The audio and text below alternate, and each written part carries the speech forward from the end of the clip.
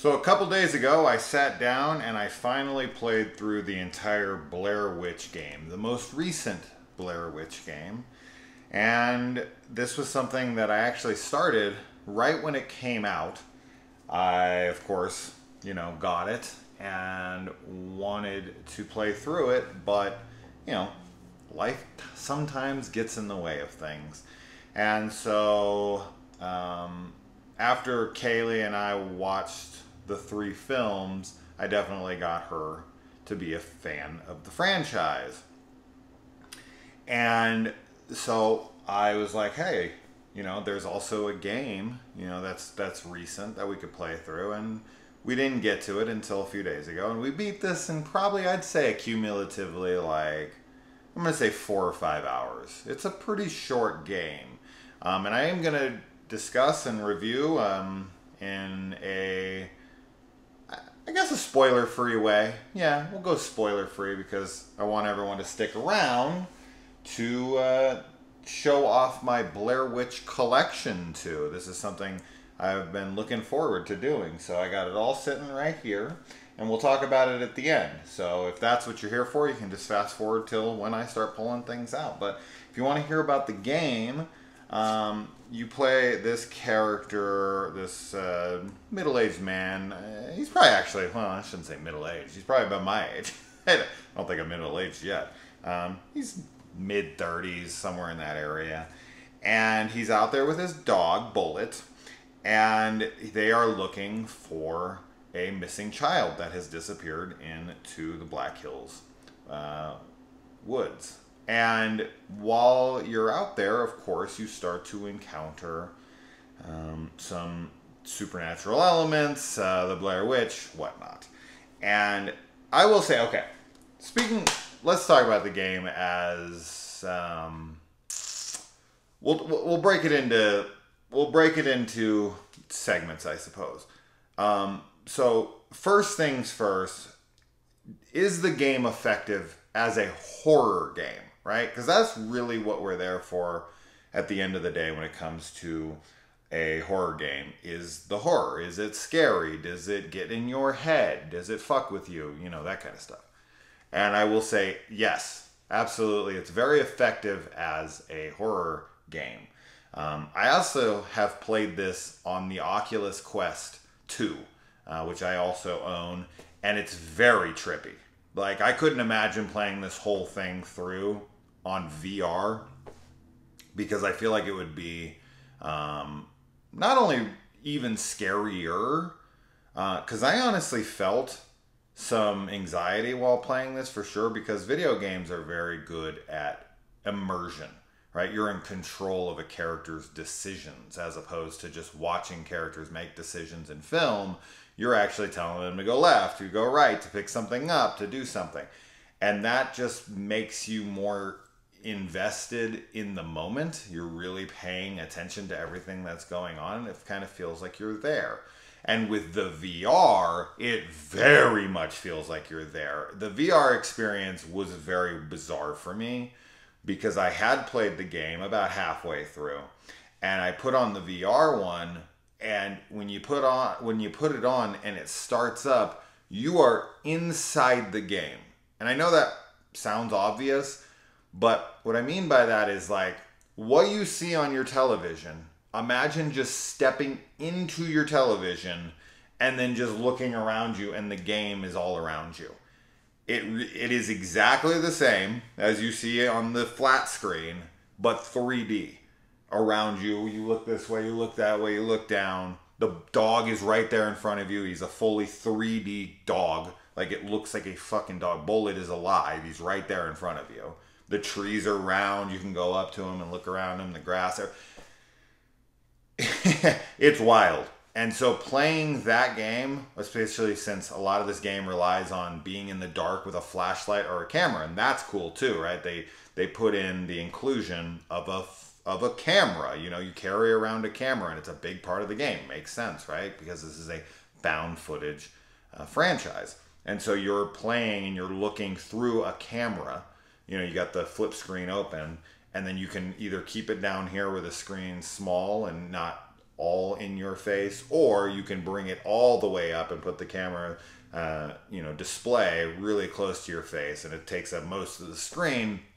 And typically you use that for like night vision shots. Like if you can't see anything, if everything goes black and you're trying to see things and you're looking around, and then your flashlight as well you have there, which is kind of your weapon. If there's something dangerous around, you can usually like put your flashlight on it and it'll scare it away, burn it, whatever. This is a pretty typical horror video game trope, Alan Wake, and I've definitely played a lot of games where light is your ally, so that's nothing new there. So the horror is effective.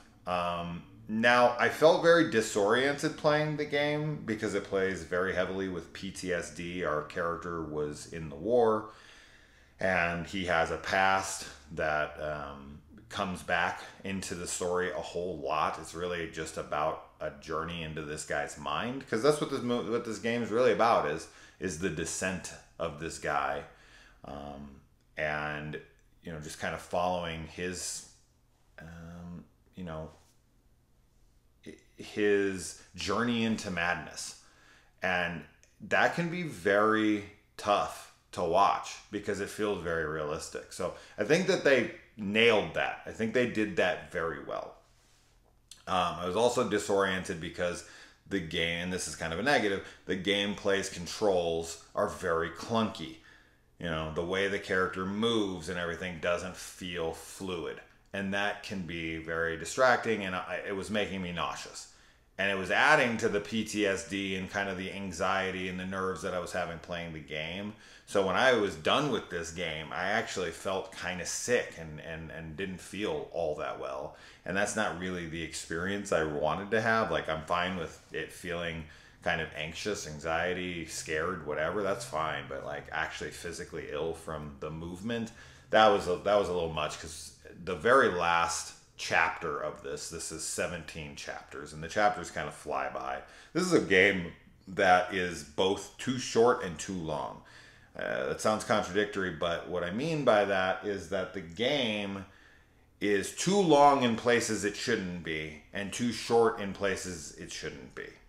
So I would like to have fleshed the story out more, get to know our main character more, his past, with his girlfriend, wife, Jess. I don't know if they're married. Whatever. Regardless, I would have liked to see more of that, and more of his relationship with the sheriff, and more of like just more of that stuff would have been interesting. And then I would have liked there to be more puzzles and more, obstacles to overcome. And where it comes to too long is there's things that are drawn out for way too long. There's this moment where you have to like walk through the woods and you're using only your camera, and you're trying to avoid these entities that are around you, and you kind of go that way and you kind of go this way, and you have to like just navigate around them, and if you get too close they'll come in at you. And once I kind of figured it out on how to do it, it was just monotonous. It went on for way too long. And then the final scene, the chapter 17, I played through chapter 17 all night thinking like, oh, well, we got from chapter 13 to chapter 17 in like 20 minutes. Then chapter 17 is only gonna be like 5 minutes. I thought we were like nearing done. Chapter 17 took me a full hour. And while some of it was very effective, it just went on too long. It was too redundant. It was too repetitious. That being said, I feel like that was kind of the point, because this is a game that deals with, insanity. It was somebody who's losing their mind. So it makes you want to lose your mind when you're doing it. It just keeps going and going, and it's repetitious, and that's hell to me. Hell is repetition, right? Like as the dude says in Storm of the Century, hell is repetition. But yeah, that stuff was, I don't know. I would have liked more from the story. I would have liked more development with the kid he was going out and looking for, stuff like that.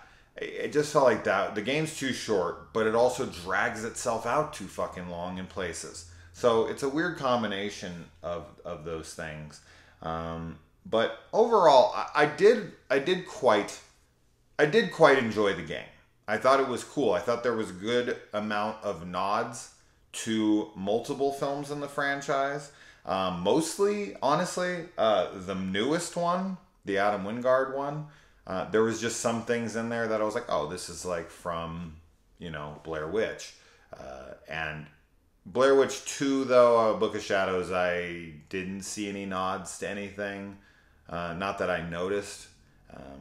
But yeah, so also there are multiple different endings. There's technically 2 endings. There's a good ending and a bad ending. And then there's endings where your dog is different, I guess. And then there's a secret ending. I didn't look into the secret ending. I didn't know about any of this. I just thought you played through the damn game. So I got the bad ending.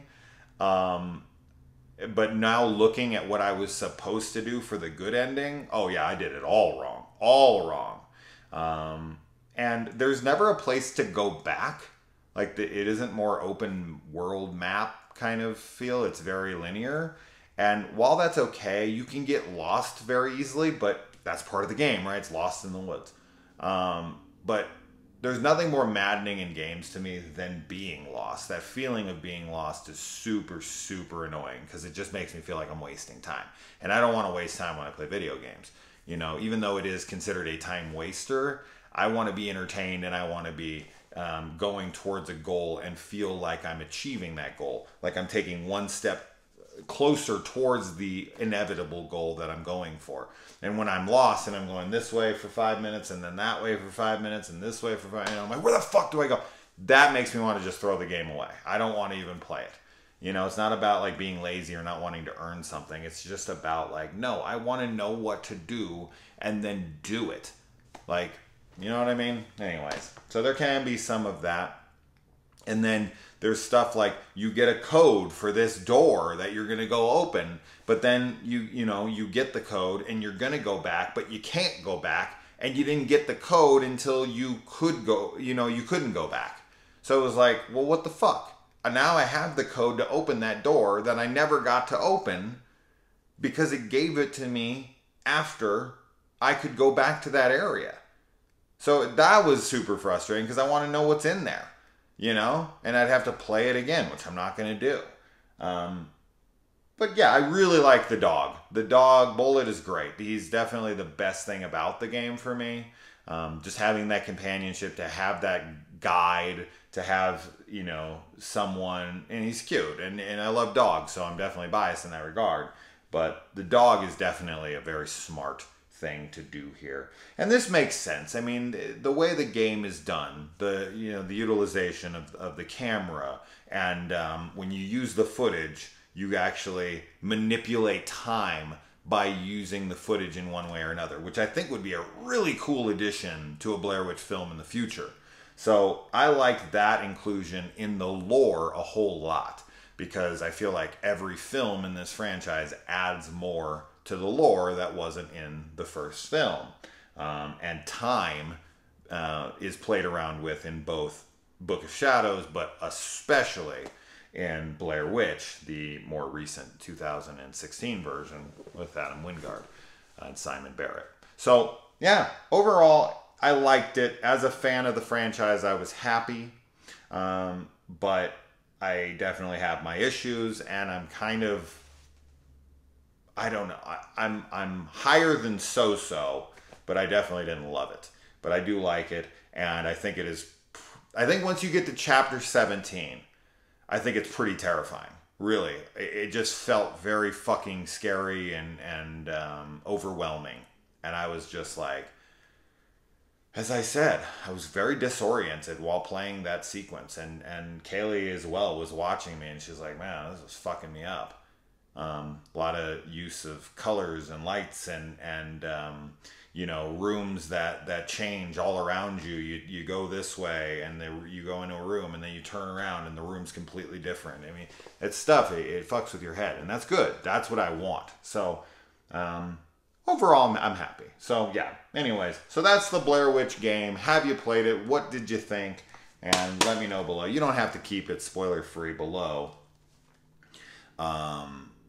Because, you know, just if you go down into the comments, expect spoilers. But if you want to talk about that, go right ahead. So Blair Witch game, it was cool. Not a total success, but very cool. Speaking of Blair Witch video games, let's get into the collection real quick. So we've got Blair Witch, the Volume 1, Rust and Par. These were video games released by Terminal Reality. I played the first one, and I quite liked it. For the time, I thought it was very atmospheric and cool. So this one is set in 1941. Then there was Blair Witch Volume 2, The Legend of Coffin Rock. I'm not seeing a date on this one, but the graphics on the back don't look great. But hey, it was cool when it came out. I got all of these together in a set for $9.99 at Big Lots when they came out. So all three for $10. Can't beat that. This one is set in 1785, and this is the Blair Witch Volume 3, the Ellie Kedward tale. So you get to know about Ellie Kedward in this. So these are cool. I'm actually going to try to throw these up on my computer and see if they'll take them. They might not. I'm not sure. So the first one was developed by Terminal Reality. The second one was developed by Human Head. And the third was developed by Ritual Entertainment. So even though these all have similar covers, they're developed by three completely different studios, which is interesting because the graphics all look very similar. They're all published by the same developer, Athering, something like that. So wow, okay, that's interesting. All right, moving on from the video games, we'll get into the comic books. Yes, there was Blair Witch comic books. You've got Blair Witch Chronicles. This is 1 of 4. This is 2. This is 3. And this is number 4. So there's all 4 of the Blair Witch Chronicles. Now I do not have all the variant covers for all of these. They definitely have some that have different covers. But yeah, these got the Stick Man, and this one's just a random shot of the woods, Black Hills Forest, obviously. This one's got a doorway, or a window. That's a window, probably inside the Blair Witch house. And then this one has the road into Burkittsville with the Blair Witch house kind of transposed over it. So there you go. That's the Blair Witch Chronicles. I did review these comics here on a segment called Let's Get Graphic. I actually like to resurrect that to review these, to read all 4 of these and talk about them in a spoiler discussion. So look forward to that here soon. Then we got Black Witch Dark Testaments. This I did do on the channel. This is number 1, and to my knowledge, they never made a number 2, so let me know if there's a number 2. I've never been able to find it. And then there is also the Blair Witch Project with this cover, and this is number 1. And if there's a number 2, I'm unaware of it. So, as I said, I reviewed all of these on the channel. So, there you go. Next up, these are obvious. I'll get them out of the way real quick. We got the original Blair Witch DVD. This one has commentary by the filmmakers, which is definitely interesting to listen to for anyone who thinks that this is real. And they got newly discovered footage, and they've also got the Curse of the Blair Witch on here, which is like a 45-minute pseudo documentary, faux documentary on the case of the finding of the tapes and all of that. That's a really cool watch. for anybody who is a big fan of the lore and wants to kind of get more into the world building. And then you've got Blair Witch 2, Book of Shadows, Blair Witch 2. This one has the DVD and the CD with the soundtrack. Although it does not feature Marilyn Manson's Disposable Teens, which is like, you know, the opening song of the movie, even though it was supposed to be Witchcraft by Frank Sinatra, but that's, yeah, that is what it is.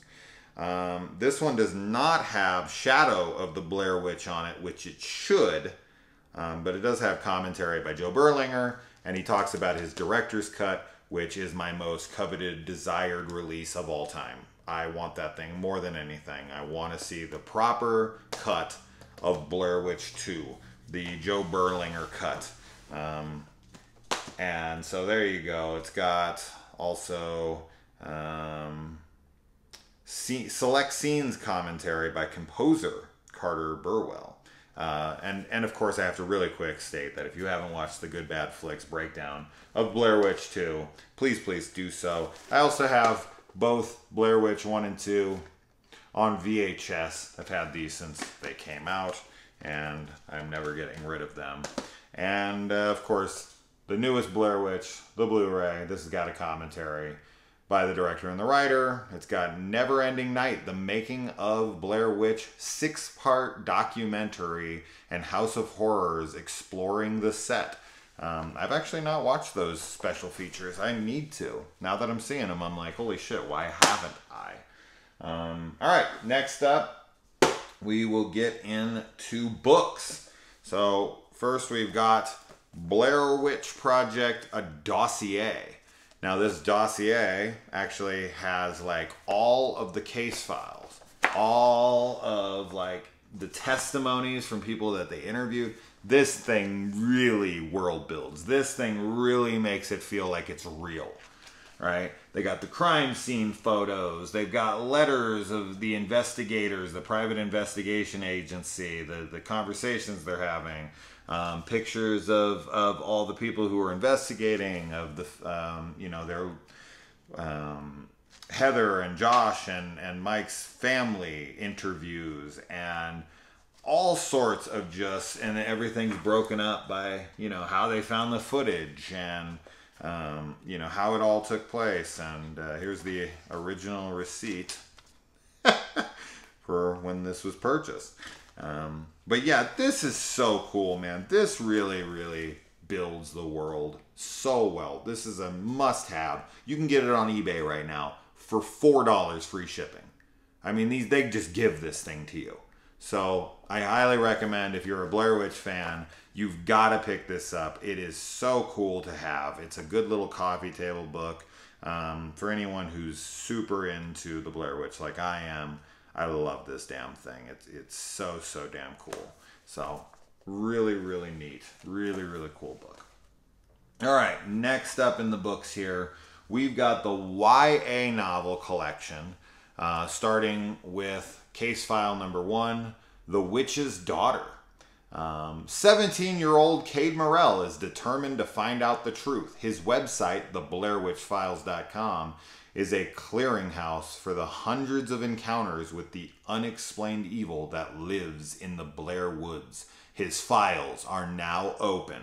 So this is kind of like a pseudonym. Like, this is written by Cade Morell, who is a 17-year-old who is determined to find out the truth behind the case. And so this is the testimonies, the stories that people were telling him. So these are the Blair Witch Files. This is The Witch's Daughter. Book 2 is The Dark Room. Now this one is about, the first one is about, is Lee Paprit, the Blair Witch's daughter? Is she responsible for 8 gruesome deaths? So that's book 1. Book 2, a teenage girl's photographs opens an unknown chapter in the life of child killer Rustin Parr. But do they also release a new murderer who is following in Parr's bloody footsteps? Book 3, The Drowning Ghost. Eileen Treacle drowned when a ghostly hand pulled her down into Tappy East Creek. Now, 175 years later, on a school camping trip, 3 people mysteriously die near the same creek. A coincidence? Or does the Blair Witch legend tie into these horrible deaths together? You know, I do wish in the video game we got, like, maybe a little more connection to, like, Eileen Treacle or Ellie Kedward or Rustin Parr or any of that. But we do get to the Blair Witch house that you feature in the Blair Witch, the original, which is really cool to go through. You can go upstairs, see the handprints. You go down to the basement where Heather died. So cool. Next one, Blood Nightmare, Book 4. Frank Hunter takes a wrong turn down a dark, winding road and finds himself in a strange, silent town that seems to exist only in his dreams. Then he meets a beautiful young woman who shares those dreams. But in hers, Frank is marked for death. So that's Book 4. Book 5, The Death Card. In 1974, Gavin Burns disappeared in the woods near Deep Creek Lake. The only witness, 16-year-old Sharon Webster, knows he was a victim of the Blair Witch, and she will carry that secret to her grave. But her silence means that someone else may die. Book 6, The Prisoner. At 18, Eliza Baines was convicted of murder. She claimed that the real killer was under the control of the Blair Witch. Now she wants Cade's help, but she warns, if I tell you my story, you will die. So that's Book 6. Book 7, the hardest one to find. This was a tough one for me to locate. Now we have eBay. The Night Shifters. When Jesse agreed to go hunting with his cousin Keith, he didn't believe the warnings about the Blair Woods, about the witch who lived there waiting for her next victim. But as Jesse moves deeper into the woods, he can't shake the feeling that he is being stalked by something not quite animal, not quite human, but pure evil. Not suitable for readers under 12 years old. I think that's the only one that says that. Yeah, that's the only one that has that disclaimer. So I don't know if that's just something they issued later, because as you can see, these all have the similar spine here, but the book 7 doesn't. So this must have been a later issue. I hate it. I want the one that matches, because the next book has it too, like the matching. So it's just always a sore thumb. So I'm gonna try to find a Night Shifters that has the proper, spine here, because I fucking hate that they're different.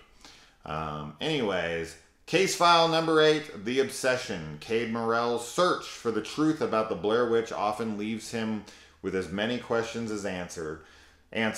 But when he receives an email from a psychic who can communicate with the spirit of the Blair Witch, he wonders if it's too good to be true. Will this faceless stranger help Cade unlock the secrets of the Blair legend, or is he being led into a deadly trap? Now, I can't see my camera, so I can't tell if anything's in focus. So I apologize ahead of time if you're having a hard time seeing anything. I wish I could see my camera, but I fucking can't. And it's super annoying. All right. So those are my books that I got. And moving on to my toy. This is The Blair Witch from Todd McFarlane. I know my face is in focus, so I'm hoping if I put it right about where my face is, like here, it'll focus. But yeah, this is pretty cool. You'll have to go on Google to like look close at the Blair Witch, but this is Todd McFarlane's depiction of what he would think the Blair Witch would look like. So I still got this in the original packaging. This was on clearance at like a GameStop, I want to say, when it originally came out. I think I got it for like $1 or like $2, something super stupid cheap. I saw it there and I was like, yes, easy. I already owned all the other ones. And just didn't have this one, and it was there for like under $5 for sure. And I was like, oh, absolutely, give it to me. And of course, I kept it in its original box. So there we go. All right. Next, we got the Blair Witch Project signed by Daniel Myrick and Eduardo Sanchez. So that's a cool one. This was sent to me by Guillermo Canales, I want to say, is who sent that to me. So thank you. And then lastly, we have got, this is something I finally completed just a couple days ago. I finally said, screw it. I want them all. This collection has been incomplete for too damn long.